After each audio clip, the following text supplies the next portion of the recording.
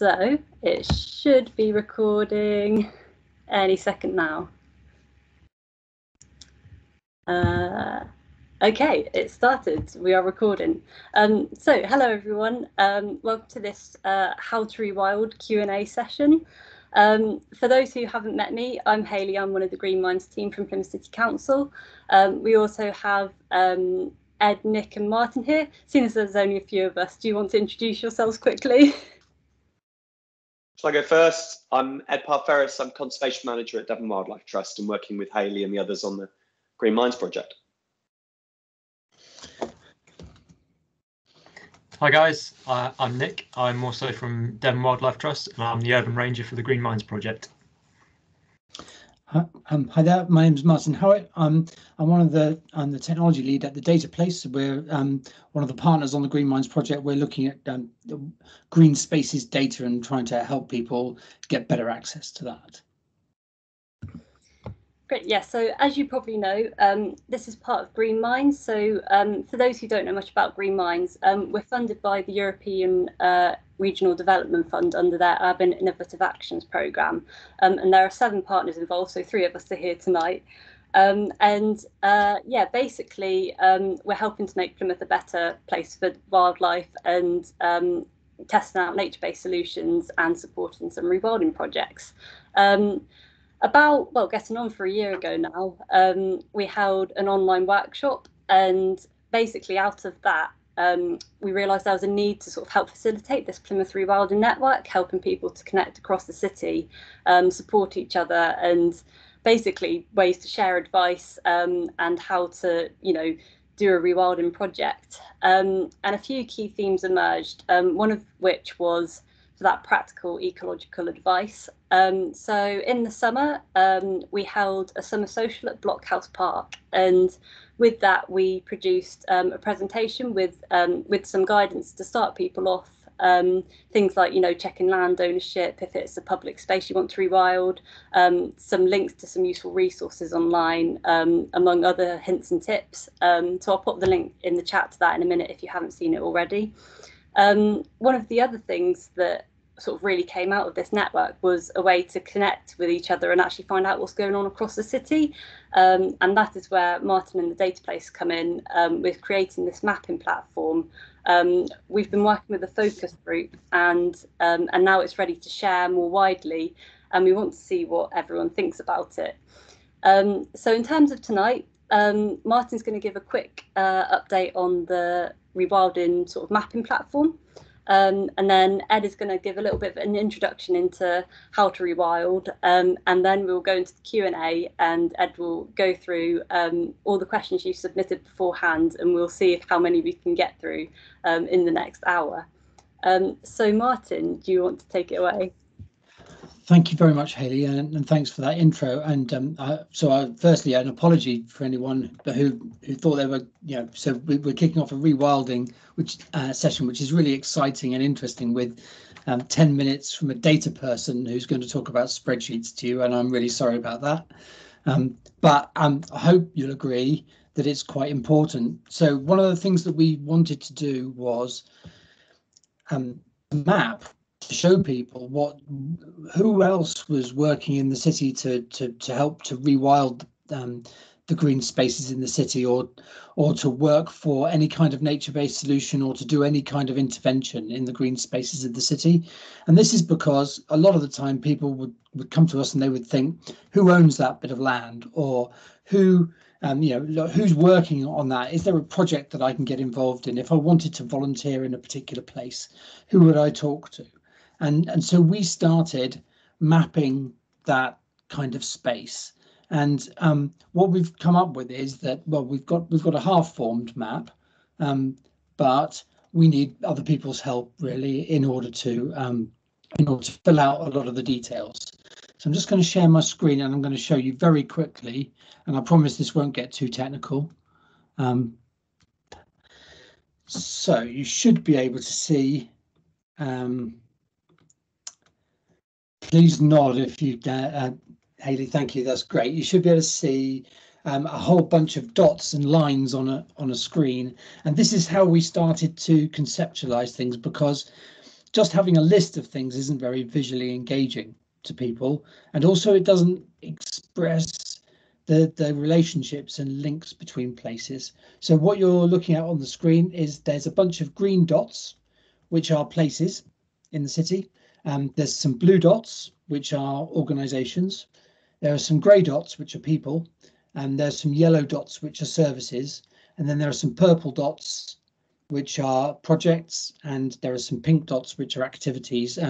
Don't want you to get too hung up on those things, but this is just an insight into how we're conceptualizing what's going on. So you can see there are arrows. So blue dots have arrows going towards projects, for example. So organisations like Devon Wildlife Trust or Real Ideas or Plymouth City Council have links with projects, and that they get involved in projects, and then there are activities or events happening in particular places. So we ran a tree mapping workshop in Central Park, and that's being shown here, where there's a tree mapping workshop, and that happens in those places. Now this is like a spreadsheet, but it's like a visual spreadsheet that shows the relationships between different people, and we then take that and we can do queries on it. Now it actually looks a bit like this when you load it into a database, which is a bit fragmented, but you can look at what people are working on. We've written a very simple front end website which visualizes it. There's a lot more we can do to make it look nicer, but you can look at what's happening in different places. You can look at who you know and what people are working and what services are then being operated. So once we've got that basic database, this website will be publicly available for everyone to use, and will be signposted on the Green Minds platform. So that's what we're doing. And what I'd like, Hayley, is it possible to share that link in the chat that I sent you earlier? I'm really sorry, because on Teams it's doing something funny and I can't share links or access the chat.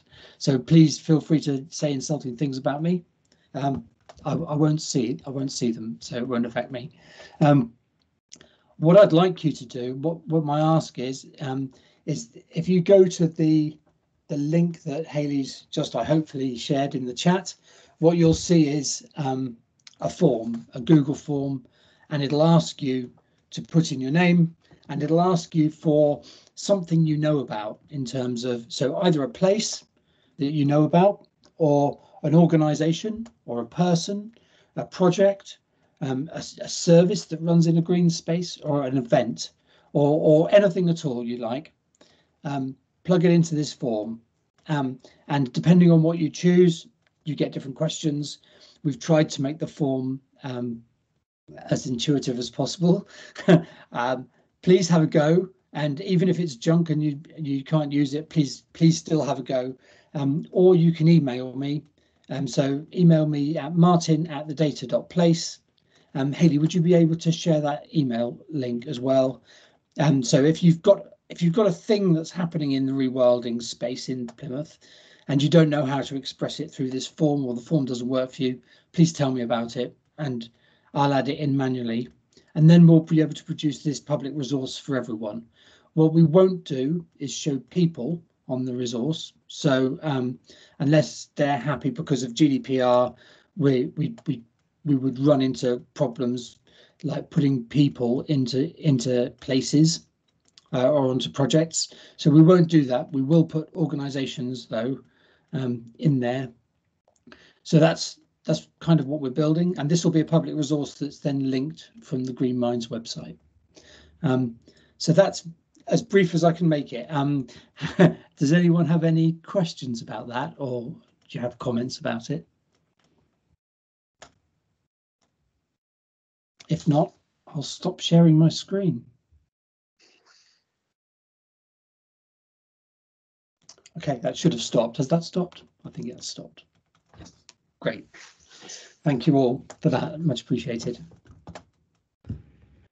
Great, so we are a little bit ahead of time, and as there aren't as many people as we expected, if anyone does have any questions about the map, feel free to unmute and ask Martin. Martin, I'll just say, just from my perspective of working conservation for a long time, quite often that knowing who's out there doing stuff is the one thing that's hardest to find out about.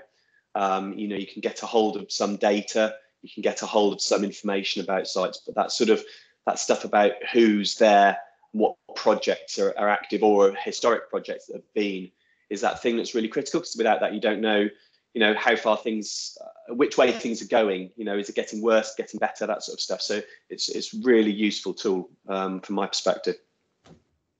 Great, good to hear, thanks.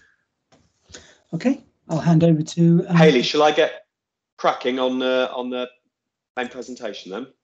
Yes, please. Okay, I'll try and keep mine short as well, because it's more about questions and answers this session. That's what it was called. But I was said I'd give a little follow-up talk to begin with, just to introduce the subject and just explain or link it back to the presentation I gave. Like I say, it was almost a year ago, I think now, wasn't it, Hayley? So if you just bear with me, I'll try and share my screen. Right, you'll have to let me know as and when you can see that. If you can, brilliant. And then I'll just turn it into a presentation proper. Let me know when it does that. Is it going to do it? There he goes. But I can't see anyone now, so you just have to shout if anything goes wrong. That works. That works. Brilliant, excellent. Right, so okay, yeah, I wanted to follow up to that on the presentation I gave about a year ago, and try and bring it back to a Plymouth setting, because obviously rewilding is quite often a sort of term that we think of in those big wild open spaces that might already feel wild to people, and obviously that's not always relevant to a city urban sort of place. So those who joined my previous talk, well, obviously rewilding, in my view of it, and Devon Wildlife Trust view of it, is about enabling natural processes, and it's about giving space for natural processes to shape the landscapes. You don't start off with an outcome, I'm going to create X hectares of a particular habitat. Instead, you're going to enable a process to take and let nature take its course with that. But of course, and there's there's a load of natural processes that you can look at. So whether that's fire, flood, coastal erosion or coastal processes, storms, snow, etc. Some of them are more appropriate for somewhere like Plymouth. I don't think you'd really get wildfires or snow, but you might well, and especially over coming years, you might well see more flooding and storms and vigorous erosion and stuff of the coast. Also, this was another image I used previously, which was looking at Pripyat, which is just next to Chernobyl. And obviously, a natural process here is succession, which is one that people often associate with rewilding. And it's a really important one. But of course, in an urban context, there might only be so far you can go. Do we want the middle of Plymouth to look like this? Discuss, but for some people that might be too far. Estuaries and river systems like the Tamar, Tavian, Plym that we've got in and around Plymouth, amazing, and would be great to introduce more natural river processes to this, which is another really important natural process. So the movement and flow of rivers and how they go from dry to wet to back to dry again, and those sorts of things is really important. But how far can you really go in an urban context where a lot of constraints there? So obviously something like the image there might go a bit too far for Plymouth. And I think I'd love to see an introduction of a range of species, but if you met a European bison going down to the Spar shop, you might feel a little bit intimidated. It might not be quite appropriate to have these guys grazing your road verges. So the point is, though, is that although they're extremes, you want to keep these natural processes in mind as your guiding principles for rewilding, and that's really important. So whatever you're doing, if you're going from a sort of nature conservation, traditional nature conservation approach, it's about trying to think, okay, how am I enabling natural processes to happen?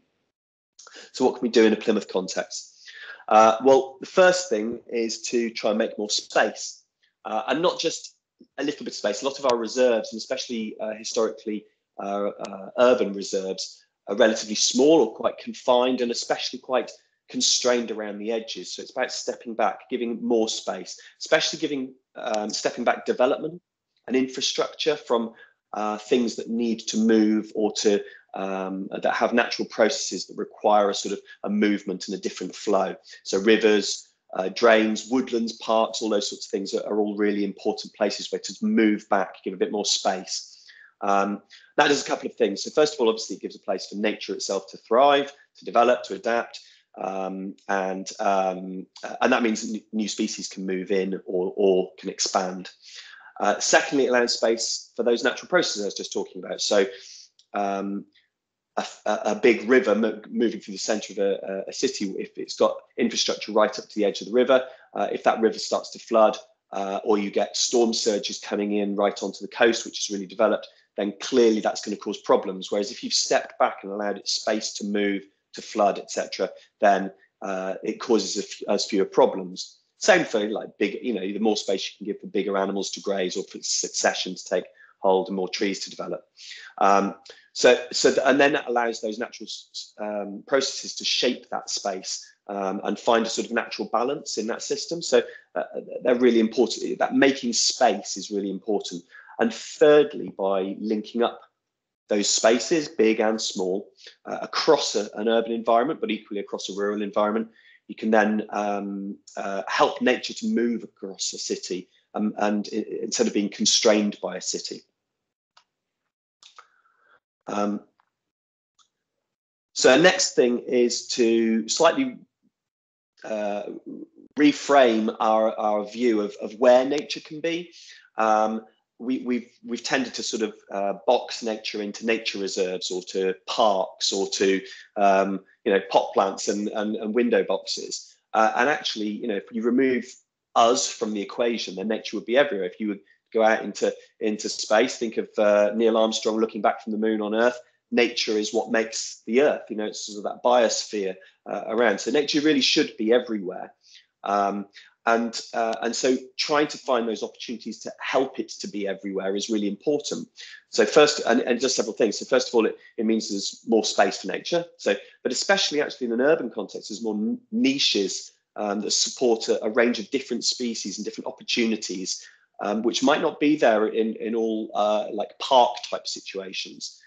You might have walls or interesting structures, things to get a hold of. You might get different shade and sun and shelter and those sorts of things coming in, which you wouldn't get in an open setting.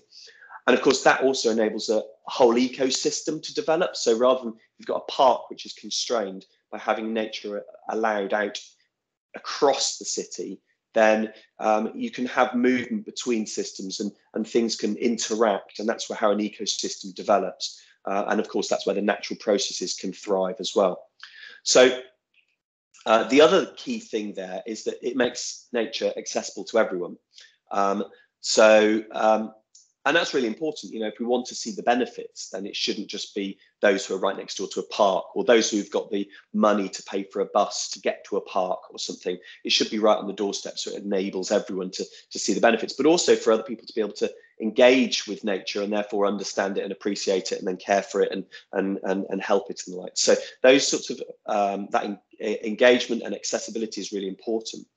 And so what we shouldn't do is look at our cities as they are now and feel constrained by that, but instead try to look at our cities and say, where could nature be in the future?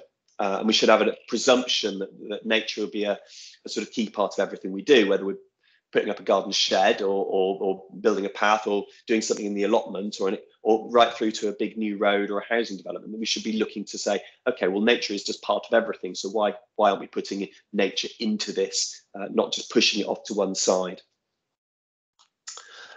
So rewilding versus nature conservation, sort of traditional nature conservation, this always sort of comes up in discussions. And it's, I think in the rush to rewild, we mustn't forget that traditional nature conservation management has been a really important, critical part of making sure we've still got species and habitats here to repopulate the rest of the space we live in.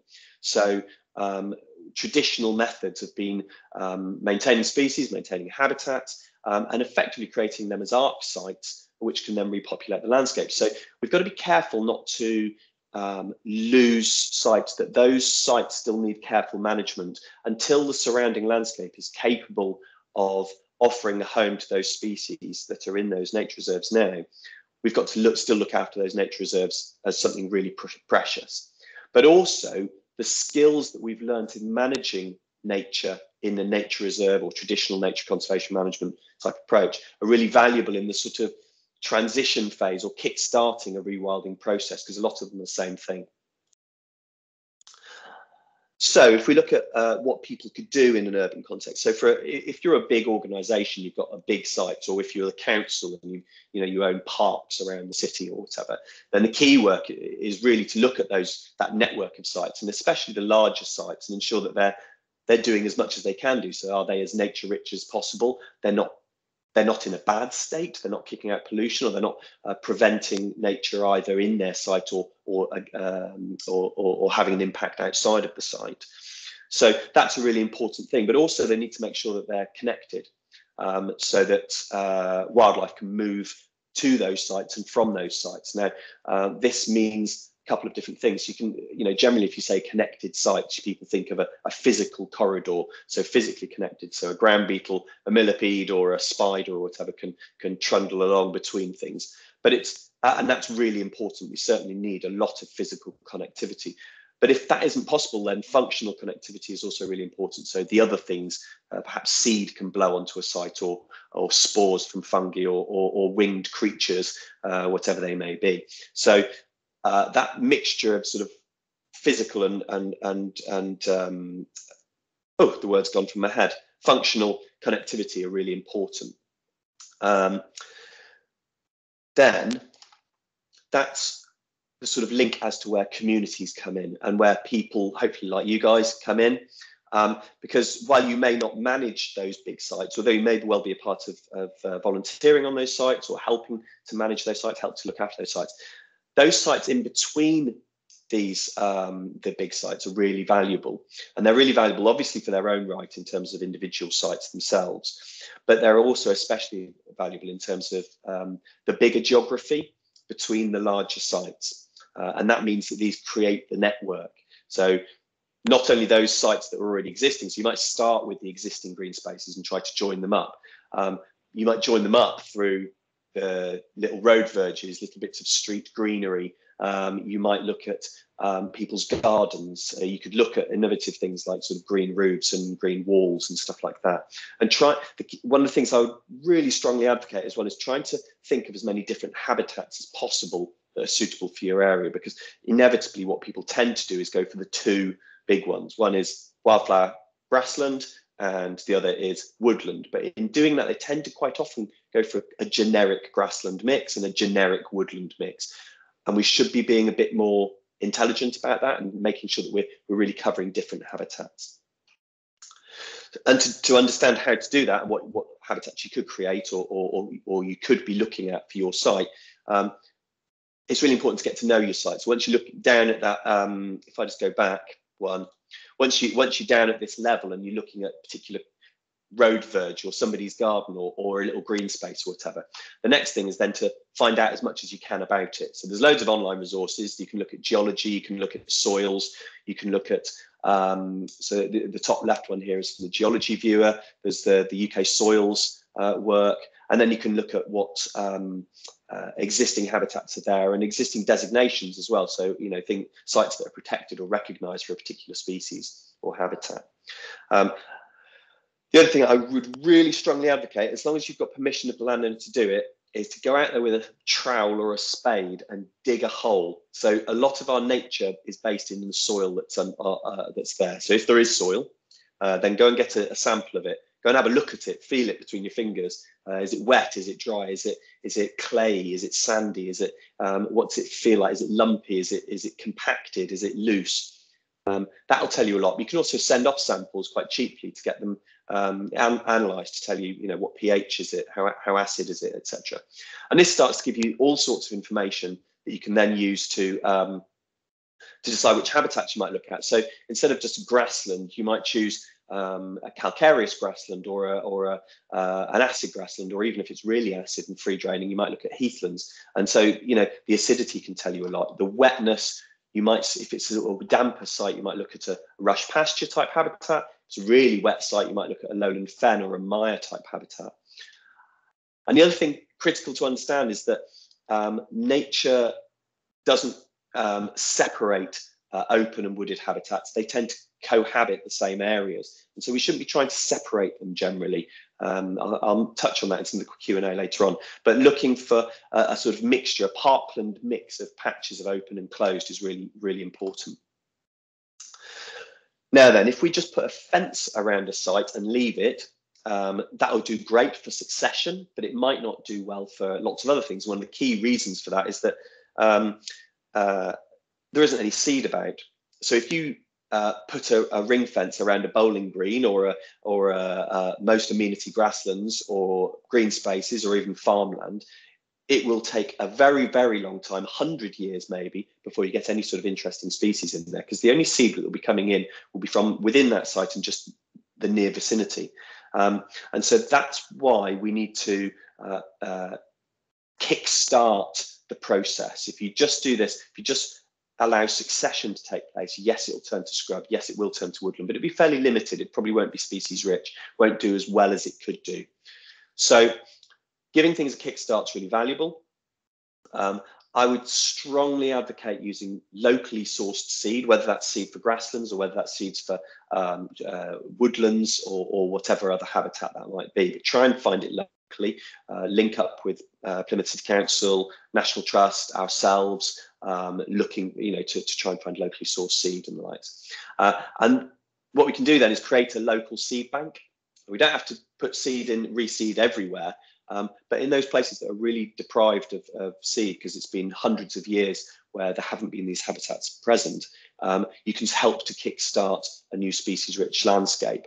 So just by creating a few pockets of species-rich sites within a landscape, and then creating the networks that that seed can spread along that network. Last couple of slides now. So of course, there are some places where structural change might be needed. So you could look at soils, soils can get really compacted and the likes, and that can be a real problem and actually can prevent successful habitat regeneration or really alter the habitat regeneration. But especially, I was going to use the example of watercourses, which especially in an urban context are often canalised or culverted. It's quite often you'd have to set up a sort of big project to do anything on here, and you'd need sort of licenses and things like that to alter watercourses. But it's something that a community can push for and can kickstart, and the Environment Agency is often really open to those sorts of ideas. So it might not always be suitable to put beavers in an urban landscape, especially if it's a very urban landscape, or other species. Might not want to put water voles in there if it's not an appropriate site for it. But you can still create a really diverse, renaturalized waterway, which will benefit nature and people, but also allow those natural processes, flood, movement of watercourses and the likes, which we know are so valuable for a whole range of things, so deposits, nutrients and toxins and the likes. And so you can learn from those big wetland systems to create even quite small little wetlands within an urban context. And so it's that whole point about allowing space for natural processes on whatever scale you can manage. I'm going to stop in just a moment. I just thought I'd just mention one thing, which is, and it's relevant to this sort of discussion around nature recovery and rewilding, which is that at the minute we don't have any designations that protect sites that are under restoration. And it's a really sort of difficult place that people find themselves in. So communities or projects can start doing work to recover sites, but then find that they're not owned by them and they haven't got control over them, and therefore they get developed on or taken for another purpose. So one of the things we're looking for is to create something called a wild belt as a designation, which can protect sites that are under restoration, whether that's more traditional restoration or restoration towards a sort of rewilding approach. Those sorts of opportunities are really valuable for rewilding going forward. So I'd really advocate that if you see campaigns for these sorts of things, there's a whole range of different campaigns by ourselves and other organisations. Keep an eye out for them and do support them if you feel you can, because they're really valuable. I'm going to stop there and How do I stop sharing? I'll figure it out in just a moment. Hopefully we can all see each other again. Right, Hayley, are you happy for me to go on to the Q&A bit straight off? Or do you want, I tell you what, before I just carry on with that, is there any questions based on my presentation, or are you happy just to carry straight on to the Q&A? Blissful silence, so I'll take it that either people are asleep, eating their dinner, or whatever it might be, and we'll carry on. I'm just going to get up my notes from this. I'm not quite sure how to do this, so what I thought was it was really good to have everybody's questions in beforehand, because obviously trying to answer things on the hoof means you quite often miss a load of stuff, so it's quite useful to do that. What I think I might do is answer people's questions who are here first, and then I'll go on to the ones who aren't, because obviously they're relevant for other people as well. So you're welcome, Jen. Is that how I pronounce your name? I hope so. And thanks for joining us. Right, so let's find somebody who's here. Caroline, I think you're here, aren't you, Caroline? Yes. So Caroline kindly asked about if a derelict plot was found, what would be recommended? Would it be better to turn it into a wildflower meadow, or to introduce other plants like trees and bushes? Presumably a risk assessment would have to be made to see if the ground is contaminated. I read that red Barksia is an invasive species in the USA. They can't get rid of it. What is the position in Devon? I notice that it is part of the wildflower mix here. Yeah, absolutely. So, so first of all, I think if you come across a new site, the most important thing is research, get to know your site. There's I mentioned a few things there. You know, before you just jump into, I've got a great idea, then find out a load of things about it, both from an ecology point of view, from biodiversity point of view, but also other things. So obviously, a site in a derelict site in the city might have all sorts of other issues. There might be health and safety issues. So obviously, people using the site, both those people who have got permission and formally using the site, but obviously, especially people who are using it informally and maybe without permission and maybe without your knowledge, but you could reasonably imagine that they might use it like that, or you see evidence of it happening. And you've got to be really aware of those issues, because you might still be liable for it if you do it. Obviously, if you need to have landowner permission, so do you own the site or have the permission of the landowner to do anything? There's other things that are risks in an urban context. So I'm sure the guys from Babcock will think of this, which is sort of contaminated land. Is a real issue. I've got a question later on coming up about contaminated land, so I won't go into it in too much detail here, but obviously there are sort of contamination issues you need to be finding out about. And invasive non-native species are a real problem in sort of disturbed ground. But also there are loads of opportunities. So there are different soils that might, people might have brought in soils that might be an opportunity that isn't available somewhere else in the area, or there might be a stone wall that actually could be a new habitat. So it actually brings a whole range of opportunities. It could be areas of wet that you could use as a habitat basis for a habitat. So depending on the size of the site, I'd always advocate a mixed approach wherever you can. Can you create some bare ground, some grasslands, some heathlands, wherever possible, wetlands, however small. Shrubland and woodland, but keep it appropriate to the site. Also really worth considering species that might cause more problems. So willow, for example, has got a really vigorous root system and will find its way into utilities underground and do quite a lot of damage. So you've got to be really wary of using species like that. And same, oak can do a similar thing, but it tends to go straight down, whereas willow really will spread its roots. So just being aware of that. Like I said about invasives, on disturbed ground, and buddleia, Montbretia, heliotrope, Japanese knotweed, they're all really frequently, soils being moved around, things being brought in. And so your legal obligation is to make sure you don't spread it to somebody nearby, your neighbour. But on a sort of moral duty, you'd say, obviously make sure you don't spread it, but also see if you can do something about it as well, because they won't help the native species generally from doing well. But if you are tackling invasives, try to avoid pesticides. There are some really good approaches, and in Green Minds we're going to trial some of that. Things like electricides, where you zap them with electric, or steel brushes, or hot foam, those sorts of things, or just getting out there with a hoe, But being aware that some invasives can be really harmful, have acid sap or whatever that can really burn you. Others, cutting them can cause bigger problems because every little cutting can take. I was just going to touch on the red Bartsia thing. It's a question which some people might smile at, but it raises a really good point, which is that we're in an age where we look on the internet for everything, and we can easily pick up stuff from a different country where something is a problem, where it isn't a problem where we are. Now, red Bartsia is a native species to the UK and to Europe, and it's a really valuable species, really good pollinators. It tends to be in those sort of verges, acid grasslands, moorlands, those sorts of areas. And so it's something that we'd really strongly advocate having. But if it's any plant taken out of its context is likely to become a problem. That's what's happening in the States, and hence why you're seeing it mentioned as an invasive species. So just be aware. You can get a load of advice on invasive species from the Devon Invasive Species Initiative, DISI. It's part of the local nature partnership, the Devon local nature partnership, not the Plymouth one, I should say. There are two different ones. But they have a whole load of fact sheets on different invasive species in Devon.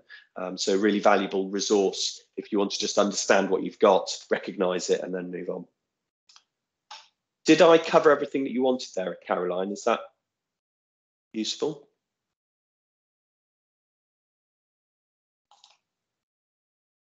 I can't unmute you now. I've no idea how to unmute you. Hayley, are you able to unmute Caroline?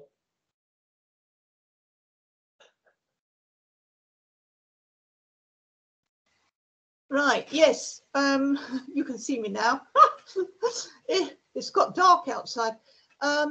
Yes, I wanted to bring that up because actually I was collecting seeds. Was it with you, Hayley? But certainly with you know, the Plymouth Environmental Action Group. And at the time we were collecting the seeds, the red Bartsia was still green and we couldn't collect it.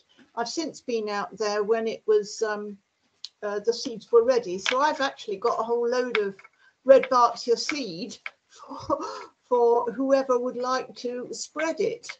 Brilliant. I'm not going to use it until I find out, you know, where's the most appropriate place or person to give it to. But yes, I think it is an important question about red Bartsia because, yeah, it's native to here but invasive in the US. But a friend of mine had Japanese knotweed, and that is native to Japan, but awful here. So it's a really important thing that people do recognize and know what plants are good to plant or think seeds from. I think you're absolutely right. And this is what I mean about doing research, but also trying to get to know groups that can help you and get and look out for sort of expert support, because it is really easy to, especially if you're moving soil or doing any sort of structural works like that, it's really easy to move seeds around without knowing about it. But obviously, yes, if you're harvesting seed, knowing what seed, even just, you know, you might not be harvesting something that's non-native and invasive. You might be harvesting something which is native, but just really vigorous, injurious weed. Now, from an ecological point of view, that doesn't necessarily pose a problem, but from a legal point of view, it can do, because there's the Injurious Weeds Act, which means that you might be falling foul of some legislation. So yeah, it's just worth knowing what you're doing before you go out there and start doing things. One of the other things I would say about seed harvesting is that obviously while you're doing it at a small scale, it's probably not a big issue. But once you get to a certain scale, technically you should start to be licensed by the Animal and Plant Health Agency. So if you're doing this at a really, or if you're part of a group that starts to do this at a really large scale, you have to consider whether you should be getting licensed. So Devon Wildlife Trust is licensed because we harvest a huge amount of seed and do restoration projects around the county with it. I'm going to move on to other questions, Caroline. Thanks for that. Only because I've got a few to go through, and I suspect we won't go through all of them. I suspect we'll be running late as well, just because that's sort of the nature of it, and I do like to talk. So Darren, I've got next. So Darren, you asked about how can you create meaningful ecology, biodiversity, net gain in city centre without falling foul of tokenism, and how do you know what you incorporated has a high chance of success? Recently pushed for beehives on roofs in central London resulted in not enough fauna to meet the bee population demand? It's a really good question. So as explained earlier on, one of the key things is to look at the landscape scale picture. So we've been in a history of tending to do things at a site on a site-by-site basis. And that leads to problems, because obviously you're looking at the site as it is now, and not looking around to see not just what is there now in the wider landscape, but what could or should be there in the wider landscape. Because obviously in an urban area, you might have a very large area around your site which has very little wildlife in it, but of course it could be a really good corridor to link to a park further out or somewhere outside of the city or whatever. So looking at that sort of landscape scale picture is really important. Also understanding, like I said before, the natural processes that could be at play there. So obviously, pollinating is a process. So thinking of that, but also, how is it physically or functionally connected to other sites nearby? And also think about different species and different habitats. So not just the sort of the thing that's there in front of you or the thing that's there now. Could you imagine it being, what could it be? That whole point about where it's going. One thing I haven't mentioned is something called local nature recovery strategies that are being developed, which is going to do we're doing mapping at the minute, which might help that and tell you what habitats could or should be in an area. And that'll be really important. That's going to be coming out in the next month or so for Devon, which will include Plymouth. I've said about geology, soil, existing nearby habitats, all the rest of it, inns, contaminants, people pressure, really worth knowing about people pressure to understand, is the site going to get battered by people? Do you need to fence it? Do you need to, limit the number of people that come onto a site? Or can you sort of create areas which are less susceptible to trampling and the likes, and areas that you can then protect by sort of shutting them off because they're more susceptible to damage or whatever. Just trying to think what else I've got. Take your time. So there's always a big rush. People are inevitably, we have short lifespans, and so we want to get stuff done. We're quite often on a project, or we have a bit of funding which lasts X amount of time, and so we're impatient to see stuff. But if you're talking about nature and rewilding, goes back to that sort of renaturalization. Try not to think of this must be done by 2.5 years time. By 2.5 years time, you'll be in phase 0.01 of the process, and try and imagine that this is going to be going on for 100, 150 years, well beyond your lifetime. And that's how we should look at these sort of restoration approaches, is that actually this is just doing something which other people are going to enjoy and other people are going to see the benefits of, not me, not you, not any of us. And so if you get into that mindset, then it releases the pressure to get something done quickly. And then one of the key things then is monitor your interventions. So try and understand what's there now, but also what your interventions doing to that site. Are they working? Maybe they're not working. You've got something wrong, and you need to actually step back and change. So be really open to that change process. You might need to alter the site beforehand. So, for example, lots of urban sites, lots of rural sites, for that matter, are really nutrient enriched. So you might have to do nutrient enrichment management. Sort of removing nutrients from a site. I would probably not advocate soil removal or turf stripping. Generally, I find that really difficult because obviously the existing habitat still supports a load of invertebrates, soil fauna, soil fungi, all the rest of it that have got a really valuable place in the ecosystem. So I'd be really cautious about turf stripping, soil stripping, all that sort of stuff. But instead, you can use, ironically, you can add nitrates to remove phosphates, for example, by cutting the site over a couple of years to strip out a bit of the nutrients. And that way you get it to a place where some of your species can survive and do well.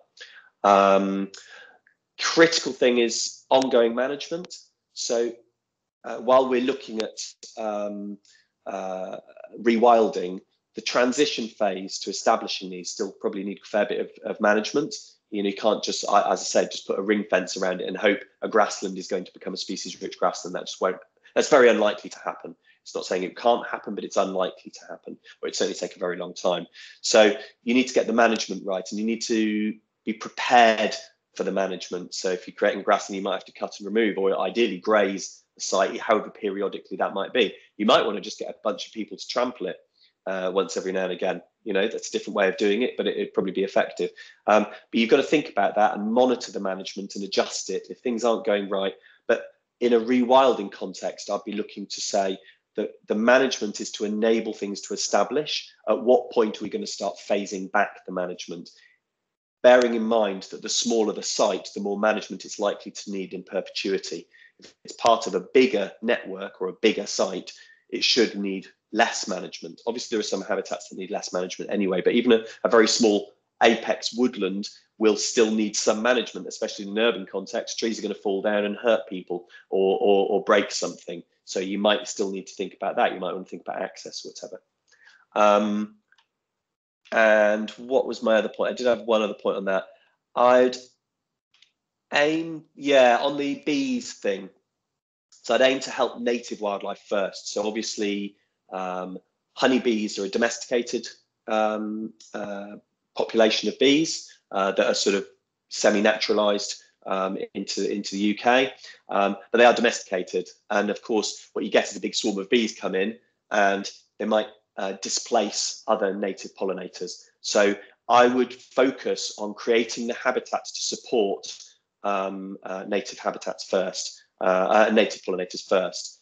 If the honeybees come in, brilliant, happy days. You've obviously been successful, but you've also supported native pollinators in the process, rather than trying to create something for honeybees, which are a domesticated crop. That's like creating a field for cattle to graze, rather than creating a habitat for nature to be in. So it's sort of trying to think of that domestic versus wild. Darren, any other things you wanted to ask on that? No, lots to consider, but I'll have a think and look around the site, because there are some areas of the Devonport site which are more rugged and a bit more green, but there's a lot of sort of buildings and concrete and things like that. So it's trying to sort of pick the right areas which are, you know, conducive to the right like species and things like that. Like you said, like I'm not too keen on the sort of bug hotel and look, isn't it great? But you know, what else is it doing? What is it connecting with? What is it, you know, what is it achieving other than just that isolated scenario? So The other thing there is definitely think about the bare earth and stone as habitats as well. You know, those surfaces offer lichens a place to be, or a basking opportunity. They offer burrowing opportunities if it's bare soil, or you know, if you've got swifts and other hirundines around, then they use mud to build their nests. So without bare earth,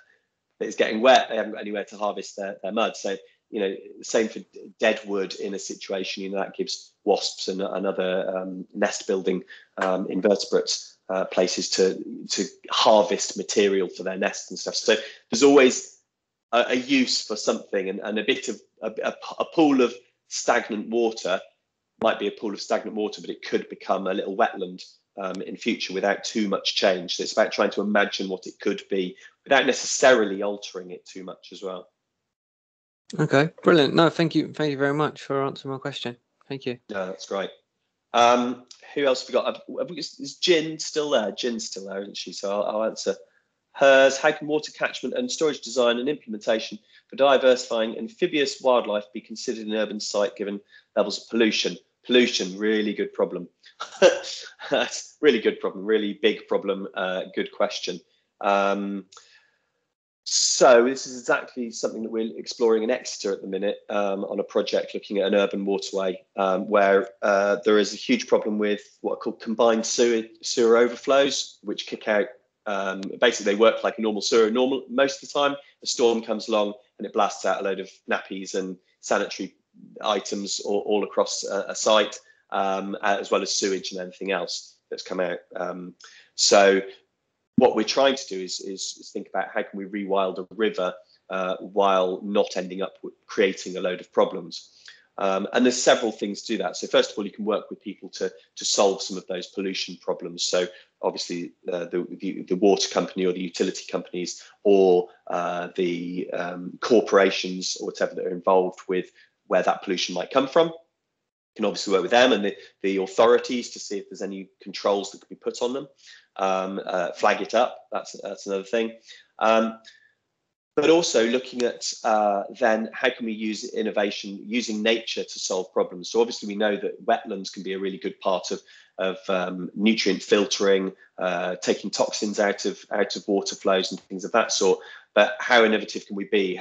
We tend to just use a simple reed bed system most of the time, but you can also use a whole range of fens to filter water. You can even use wet woodland to take out other different contaminants from water. So trying to look at, it depends how much space you've got, of course, but if you can use those other types of habitat and see if you can create it. You could use screening, by planting screening to capture debris that keeps it in a contained area, so that then you can do a clear out once every now and again, rather than that stuff going absolutely all the way down the catchment and causing a huge problem. So you can do those sorts of things as well.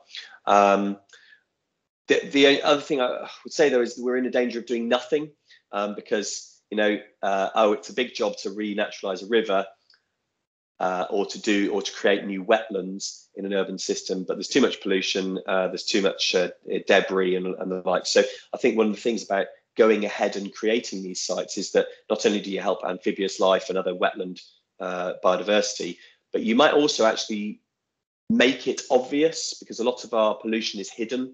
And so by bringing it to the fore, because now suddenly that pollution is where people are walking, or where they can see the pollution, it's really obvious in a stagnant pool or whatever, then it makes it much easier to go to the authorities and say, actually, this is a real problem. And it's not our river restoration that's caused that, it's the polluter that is causing that problem. So we need to go back and work with them to change their practices or whatever.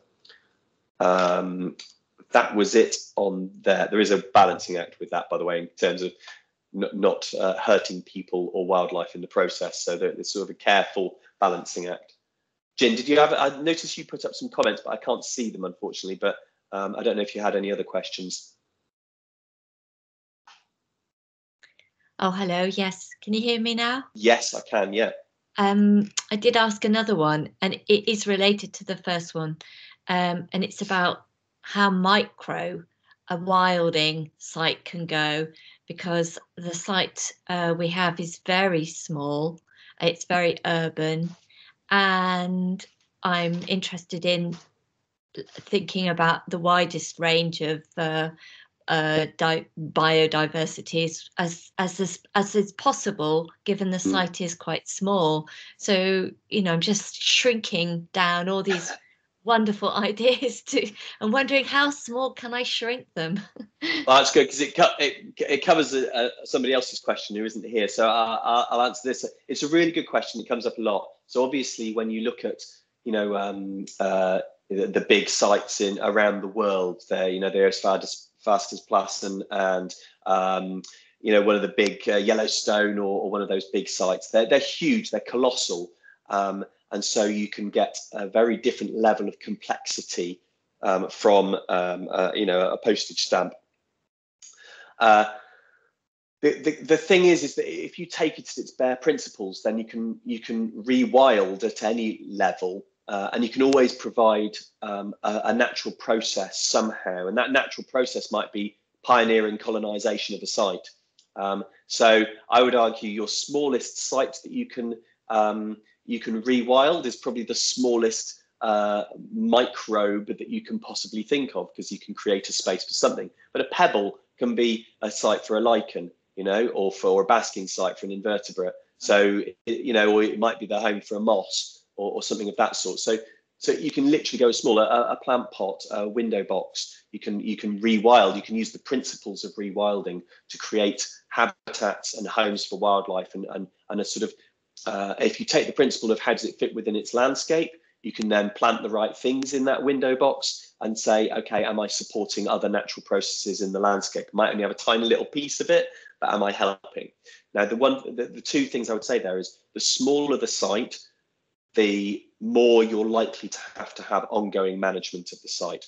Generally speaking, you can't just leave it be and let succession take its course. You might have to mimic other natural processes, because they're not going to happen on a very small site. So you might have to mimic grazing by trimming things or cutting things and removing stuff. You might have to smash things around a bit sometimes and deliberately cause a bit of disturbance. You might have to sort of do all sorts of different things to mimic some of those natural processes. So you need to intervene a lot more. The other thing is that it depends how complex your site is. So you could have an area that, a few square meters across that is hugely complex, and therefore it could be appropriate to have several different habitats on there. But equally, you might be better off just focusing on one habitat on yours and just say, actually, do you know what? This is just a really nice little pocket of grassland or a really nice patch of scrub. I was going to say, if somebody's comment earlier on was about the word scrub, I would use shrubland or furze or something like that, something positive, rather than we tend to be derogatory around scrub, which is really poor. So I would say it depends how complicated. So get to know your site, get to know what it could hold, and get to know what it's sort of probably best placed to work functionally, and then focus on that. You might want to change it later on. You might want to add something later on. That's fine. But start off simple. Also start off with something you can manage, because you might find that it takes a lot more work than you expect. Jin, does that help at all? Yes, I no longer think of it as being very small. I've actually got a lot of space. So it's reframing. Thank you. Yeah. Thanks. Yeah, it's really important point. John, you had a question, didn't you? I'm just going to try and find it. Was it? Just going to try and find your question. Whether to leave a 1 acre area of land to do its own thing or to plant it up. Well, I think I've probably just answered that, but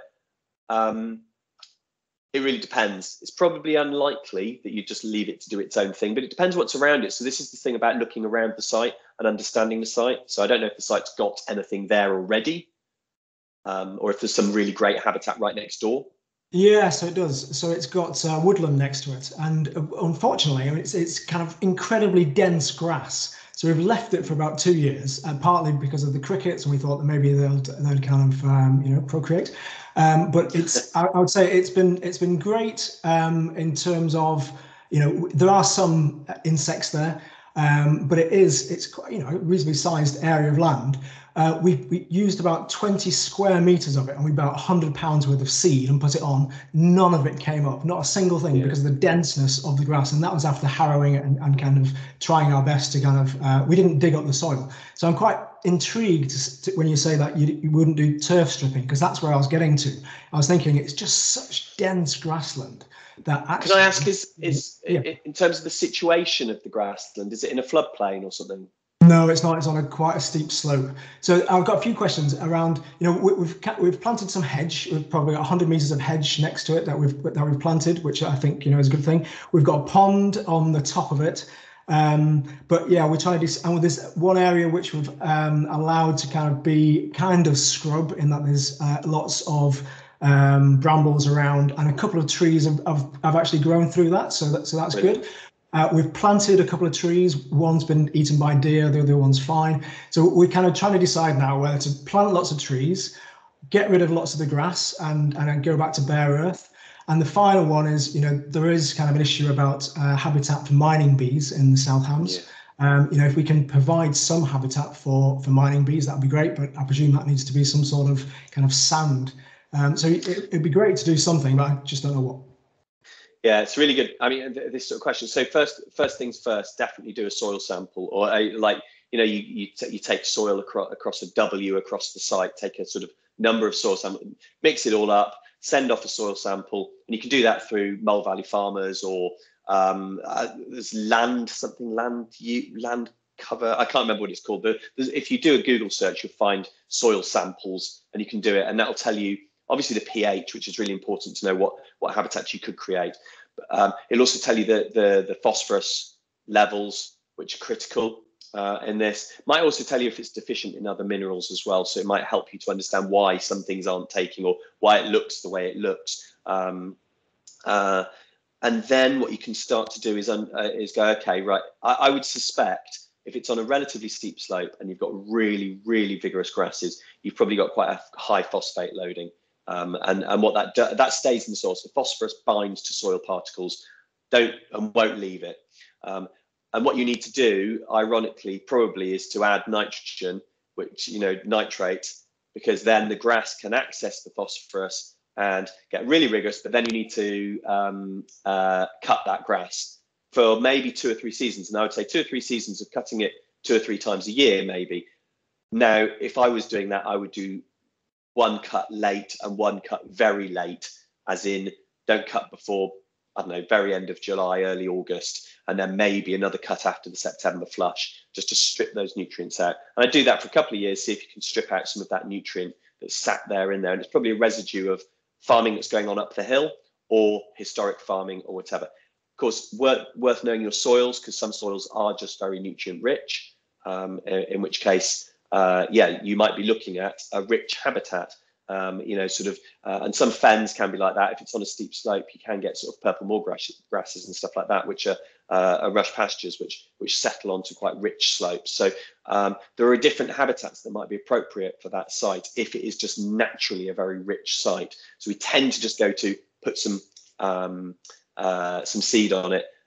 That's what I said earlier on about know your soil, because you probably won't be successful. You might, of course, have just created a seed bed for those seeds that will, you know, last a few years in the soil. So that's not all wasted time, because some of that will have settled into the soil and be there.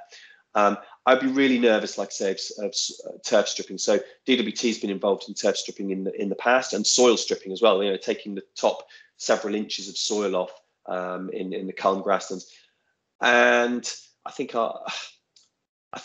there's a sort of a moral view that probably wouldn't, certainly within DWT now, that we wouldn't be really advocates of that anymore. We've done it and we don't think it's the right approach, because of you change the nature of the soil that's there. That topsoil is built up over a very long time, probably a lot longer than you think it has taken.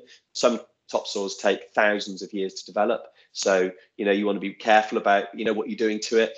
And then also that invertebrate, fungal and sort of general biodiversity that's in the soil there. So just I'd start with things that are less destructive before going to that. And then if that doesn't work, if you just can't strip the nutrients out, then yes, consider other habitats. So could it be a woodland? Could it be a sort of very tussocky grassland that doesn't need to be species rich? It could be just structurally diverse and supporting lots of small mammals. In terms of the mining bees and that sort of thing, like I said, you know, as you know, that's sort of bare earth based. Sorry, my network quality is shouting at me at the minute. Bare earth based. Well, there's no reason why you couldn't create a few small patches of bare earth, but I suspect you might be opening yourself up to injurious weeds if you do that. So just be mindful of, you know, do that, you know, in a few places. Have you got moles? Moles are brilliant. Moles are the nature recoverer's best friend, because yes, they provide sites for ants and for burrowing insects and the likes, but also places for you to seed. And of course, they rotate the nutrients around as well, so they can be actually relatively nutrient poor, even in a very nutrient rich field. So it's a great site. So I would be nervous of doing too much soil disturbance, but you could do the odd scrape if you wanted to create, especially if it's on a steep site. You might find there's a slump somewhere that you could just help to expose a bit of soil. But yeah, generally they'll be on sandier soils or you know, sort of almost rankers, you know, those sort of very skeletal soils that just, you know, there's not a deep soil. It's sort of quite weak and structurally poor. And that will be the sorts of soils that a lot of mining bees will use. Not to say that bumblebees won't use deeper soils, so you can always find a home somewhere. Great. Does that help? Brilliant. Hayley, how do you want? We're obviously 10 minutes over, and I've got like loads of questions left in here. So I don't know how long you want me to carry on. Depends on appetite by everybody else. Well, I think Tracy's just asked a question in the chat, so I think we can answer that one. And then when I share the recording, what I'll do is I'll send out the notes along with the other questions so that everyone still gets their answer. Yeah, if everyone's okay with that. Yeah. What was Tracy's question? I can't see the chat, unfortunately. Do you want me to read it out, Ed? Oh, go for it, Tracy. I've had to turn my video off because my reception's shocking. Devon internet, happy days. Well, I'm just over in Cornwall.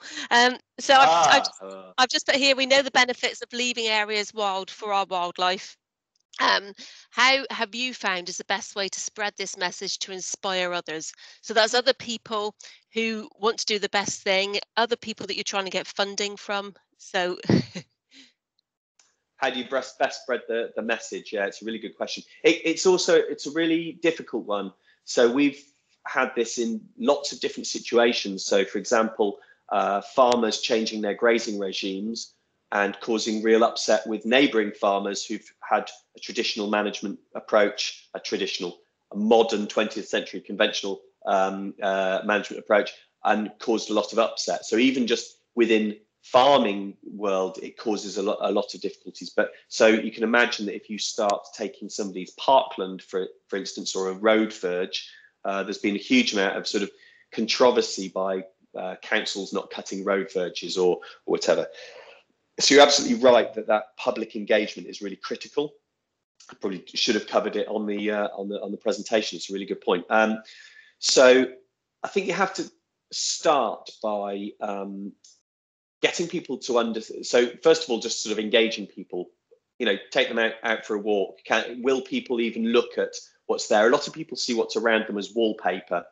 It's two-dimensional, just something they don't engage with. It's just stuff that's there, and they walk past it like you're looking out the window when you're driving. You don't really engage with it. And I think one of the things that you've got to try and do, and especially starting from an early age, or starting with people who are interested, or at least have a modicum of an interest, because I don't think you can go to the hardest groups first. I think that's probably not, we've got enough people who are moderately open to engagement that I would start there. Then you can build a sort of groundswell of support. Is start getting them out into it, first of all. Once you get people out into the environment, then they can start to understand what is and especially what isn't there. And that message, because people see a green strip of grass and think, well, it's green, it must be good for wildlife. And of course, that's quite a simplistic message, but green and pleasant land, that those sorts of messaging things have been around in our culture for a long time. And so people see that green fields, people see as that. So you've got to get people out into a landscape, whether that's just a walk along a street, or looking at somebody's garden, or in a school looking at their grounds, Babcock opening up their grounds to a few people, or whatever it might be. And you need to get people out into there and say, okay, what do you think's here? Is this good? Is this bad? What's this doing? And then you can start to say, and I'd avoid the sort of overly negative, because there's nothing that turns people off more than a sort of doom and gloom, there's nothing we can do about it type message. But you have got to get across the fact that it really isn't where it could or should be, and that there's something you can do about it. Because a lot of this is very simple. If you leave grass to grow a bit longer, it will support more species. Just literally, even if there's only 2 or 3 species in there, it will support more wildlife. Invertebrates will get shelter, it will get moist and damp, and therefore different things will survive. It will provide a home for small mammals and all the rest of it. So, you're starting to create an ecosystem just by not cutting it as often. You can say it's cheaper. You don't have to manage it as much. So, that's a way of engaging people. But also one of the things that we noticed through COVID was people were noticing change. So change through the seasons, change year on year, because people are actually engaging with it and looking at stuff over time where they hadn't been. They might have just gone for a walk once every few months, whereas now they're going for a walk every week or every day. And that's really important. So I think that engagement, regular engagement, is really important. Yeah, thanks, Ed. That's all right. We've lost another one. We're down to the bare core few. Happy days. The only other thing I think there was something in here I was going to mention, but I'm just going to try and find it before we finish up, because there was a couple of good points. Yellow rattle was mentioned, about parasitic plants and about the fact that you might create bare patches in winter. So first of all, yes, you might create bare patches in winter. That's no bad thing, so long as it's not absolutely everywhere. But you're unlikely to create lots of bare spaces. So yellow rattle's a really useful tool, but it's just one tool in the armory, and I wouldn't overplay it. It's a useful transition tool. Getting yellow rattle into controlled vigorous grasses can be really good. This was a question by Helen, who was sort of saying, oh no, if we use yellow rattle, then aren't we just going to have big bare patches where the yellow rattle dies back in winter?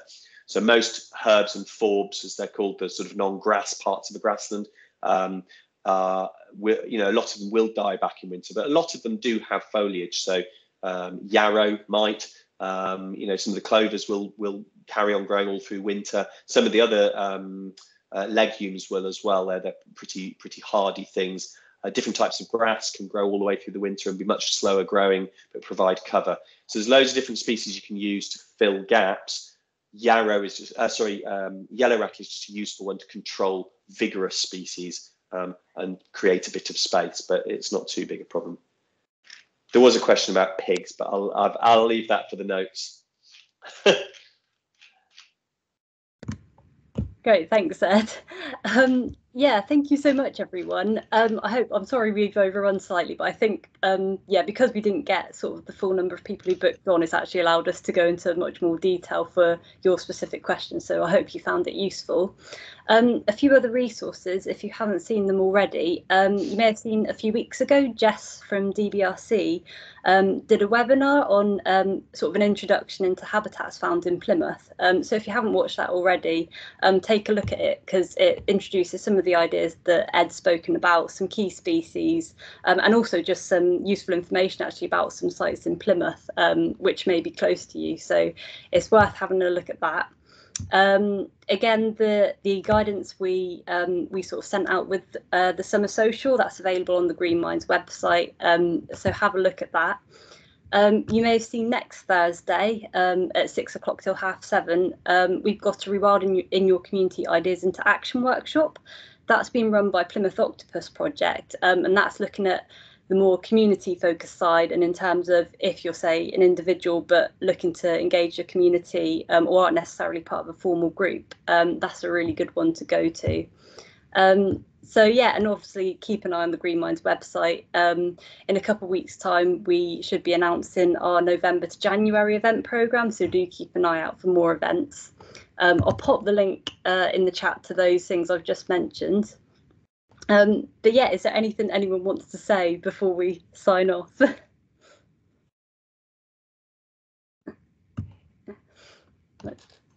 All good. Just go out there and start doing stuff. Thank you all for your time. Appreciate it. Yeah, really helpful. Thank you. That's great. And do stay in touch with the project as well, because obviously there's loads more information. If you want to just have a chat separately about a specific project, one of the team, I'm sure, would be really happy to talk to you. Great, thanks very much. Great, thank you. Yeah, as Ed said, you can go on the Green Minds website and there's a submit an inquiry option. So yeah, any specific questions, send them in and we can direct them to the right person. Yeah, thank you. So to leave the meeting, you should have a red box with leave in the right hand corner of your screen. So if you click that, then it should take you out of the meeting, all okay, and I will stop recording. Lovely to see you all. Take care. Bye. Thank you.